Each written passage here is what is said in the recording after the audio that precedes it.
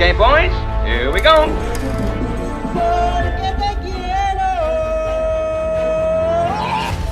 Halo guys, kembali lagi bersama Mimin di Celengan Film. Tak lupa Mimin selalu doain kalian semua dalam keadaan sehat dan bahagia ya. Oke, di video kali ini Mimin akan membahas alur film yang berjudul Reborn 2018. Daripada penasaran, yuk mari kita menonton. Film ini diawali dengan seorang pria jomblo bernama Lee Hao-ming yang sedang bermain game virtual reality. Ia pun memenangkan permainan tersebut. Setiap harinya dihabiskan selain bermain game, ia duduk di depan komputernya menjadi seorang hacker. Selanjutnya seorang pria bernama Fei Xiao yang merupakan orang suruhan Tuan Takeshi Mori baru saja menghancurkan bisnis kasino liar milik seorang pria bernama Zeus. Di sana Fei Xiao dan kekasihnya membajak komputer dan menguras habis saldo para bandar di berbagai negara untuk dibagikan kepada para pengunjung tempat judi sehingga menang dalam sekejap. Fee has just gone up. It's now 50%. Son of a bitch!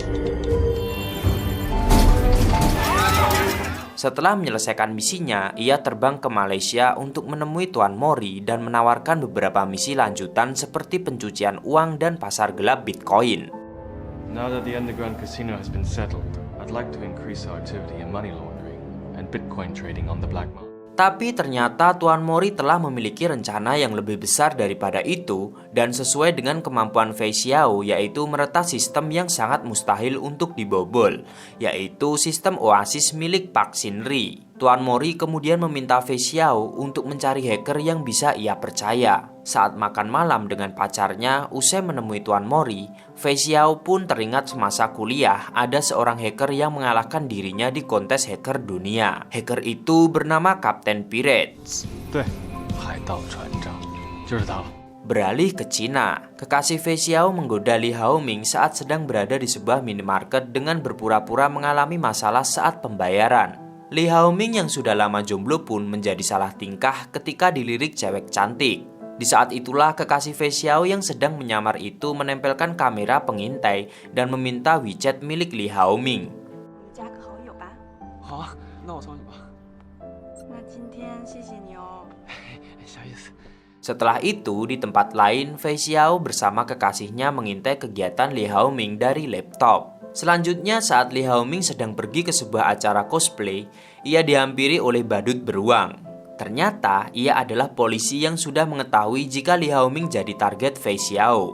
Kemudian Pak Polisi itu mengingatkan Lee Hao-ming tentang kontes hacker di mana dirinya mengalahkan hacker bernama Zebra. Ternyata, ia adalah Fei Xiao. Pak Polisi itu juga mengatakan jika saat ini Zebra meretas untuk geng-geng kriminal internasional. Lee Hao-ming pun diberitahu jika dirinya akan diajak kolaborasi oleh Zebra. Maka dari itu Pak Polisi meminta Lee Hao-ming bekerja sama untuk melakukan penyamaran.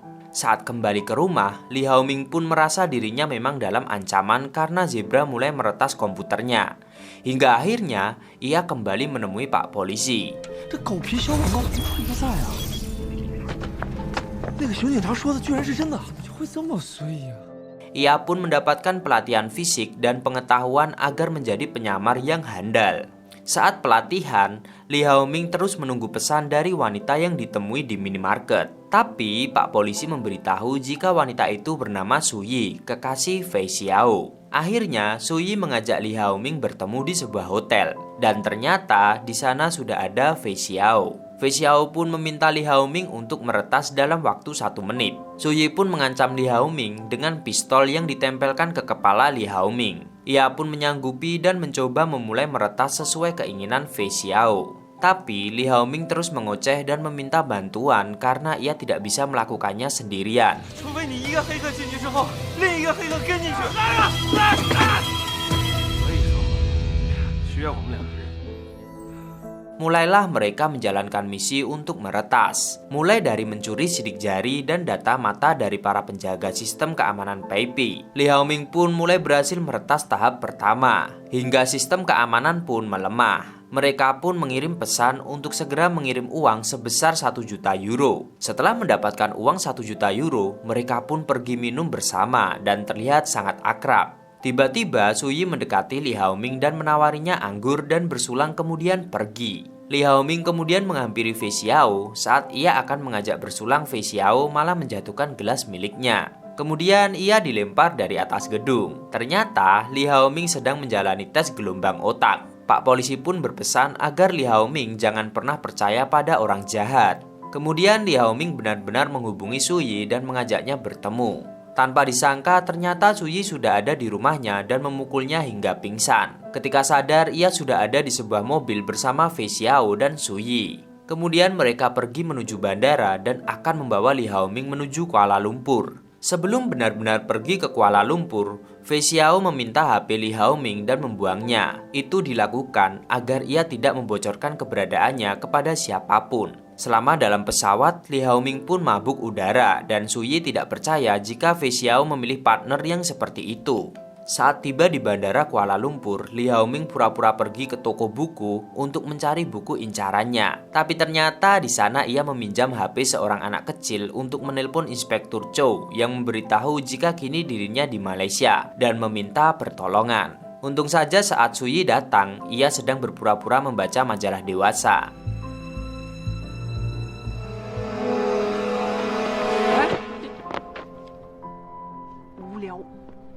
Selanjutnya, mereka pergi ke sebuah rumah tua tapi dilengkapi kamera CCTV pengawas. Malam harinya, Li Haoming diajak bertemu dengan Tuan Mori di rumahnya. Saat upacara minum teh, Li Haoming terlihat seperti orang bodoh. Bahkan, ia tidak sengaja menyemprotkan teh dan mengenai Tuan Mori.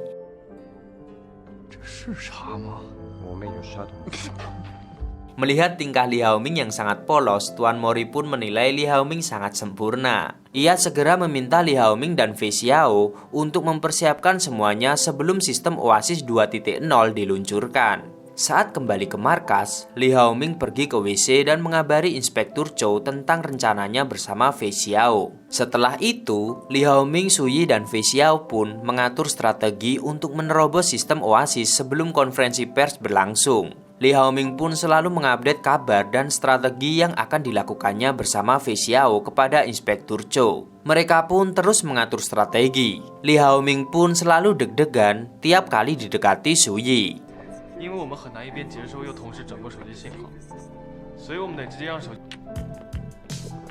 Hari eksekusi pun tiba.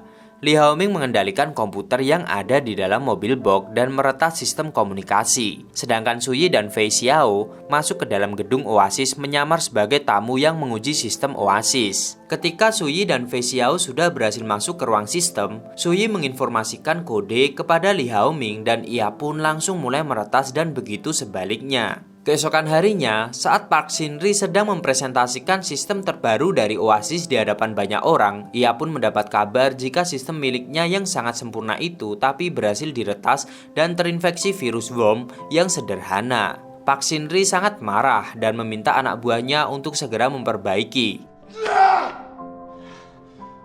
Di saat itulah Fei Xiao datang menawarkan 10 juta untuk menyelamatkan Oasis. Tak hanya itu, Fei Xiao juga meminta Park Shin-ri untuk mengumumkan jika dirinya telah bekerja sama dengan Tuan Mori dan proyek tersebut telah diambil alih oleh Tuan Mori. When you go back on stage, you'll announce that you've been collaborating with my employer on this new system. Park Shin-ri kembali ke atas panggung. Di sana, ia mengumumkan kabar yang sangat mengejutkan para tamu, bahkan dirinya memutuskan untuk menjual sistem Oasis 2.0 kepada pengusaha IT Asia terkenal yaitu Tuan Takeshi Mori. Park kemudian mempersilahkan Takeshi Mori naik ke atas panggung. Setelah konversi pers bersama Park, Tuan Mori mengatakan pada Park jika Oasis akan lebih bermanfaat di tangannya. Malam harinya, Tuan Mori mengadakan pesta. Di pesta yang diselenggarakannya itu, ia meyakinkan kembali bahwa sistem yang akan disempurnakan olehnya itu akan membawa ke masa depan internet yang lebih baik. Kemudian ia mengajak bicara seorang pria yang merupakan sekretaris David Lee. David sendiri adalah Presiden Forum Ekonomi Eropa, sekaligus Presiden perusahaan IT teknologi di Swiss. Tuan Mori pun mengetahui semua rahasia termasuk 25 batang emas yang disimpan di dalam pesawat. Ia pun menawari David Lee emas tersebut menjadi miliknya asalkan ia bisa membujuk David Lee dan para CEO lainnya untuk hadir dalam sebuah pertemuan dan naik dalam satu pesawat yang sama. And make sure they all travel on his private plane together. beralih ke Li Haoming yang sedang berada di markas. Tiba-tiba didatangi oleh Su Yi yang mengajaknya makan malam bersama Fei Xiao di tempat biasa Su Yi dan Fei Xiao merayakan misi yang telah selesai. Di sela-sela menikmati makan malam, Li Haoming pun memberitahu jika dirinya sedang ulang tahun. Ia mendapatkan kado berupa komik One Piece edisi terbatas dari Fei Xiao. Li sangat senang dengan kado pemberian Fei. Kemudian mengajak Su Yi dan Fei berfoto bersama. Tiba-tiba ada berita di televisi yang mengabarkan tentang kematian Park, pengembang sistem Oasis 2.0.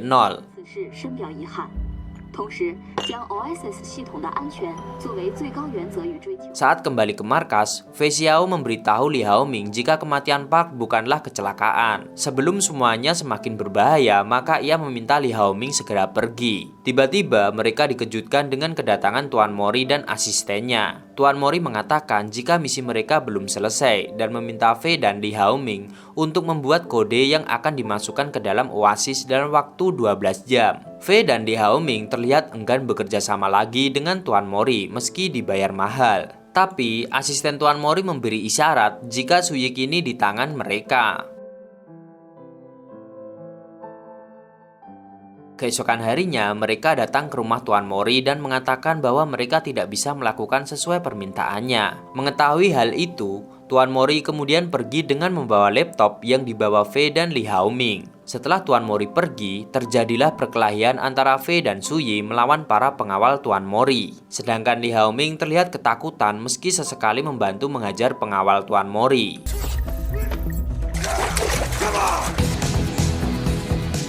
Kemudian mereka bertiga pun pergi meninggalkan rumah Tuan Mori. Di tengah perjalanan, Fei meminta Su Yi pergi bersama Li Haoming setelah semuanya selesai dan jangan pernah menemuinya lagi. Mendengar itu, Su Yi pun kesal dan merasa dipermainkan. Fei juga meminta Li Haoming segera menghubungi Inspektur Chou dan menyelamatkan mereka. Ternyata selama ini Fei Xiao bekerja untuk kepolisian Eropa khususnya untuk cybercrime.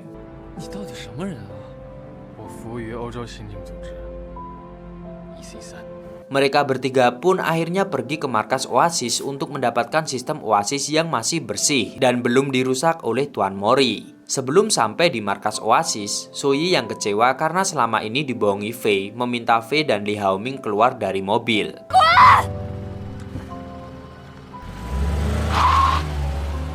Sedangkan Tuan Mori masih terus meretas sistem, bahkan ia mencelakai pesawat yang ditumpangi David Lee bersama beberapa CEO lain. Bahkan ia sudah membunuh sekretaris David Lee yang sudah dijanjikan 25 batang emas jika mau bekerja sama dengannya. We deviated from the flight path. We need to contact control immediately and find out what happened.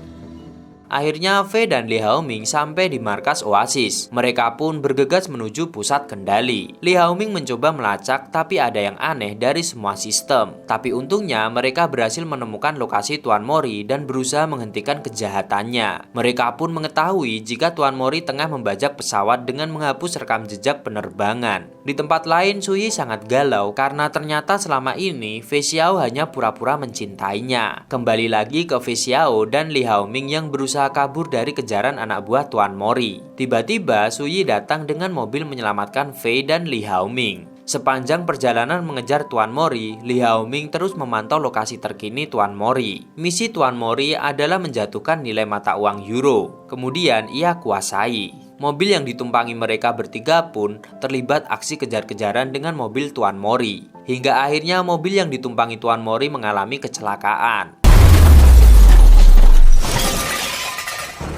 Saat akan mengejar Tuan Mori yang berusaha kabur, Su Yi malah terkena tembakan Tuan Mori. Fei dan Li Haoming yang tadinya akan mengejar Tuan Mori harus kembali menuju Su Yi yang terkapar. Hingga akhirnya Su Yi pun meninggal.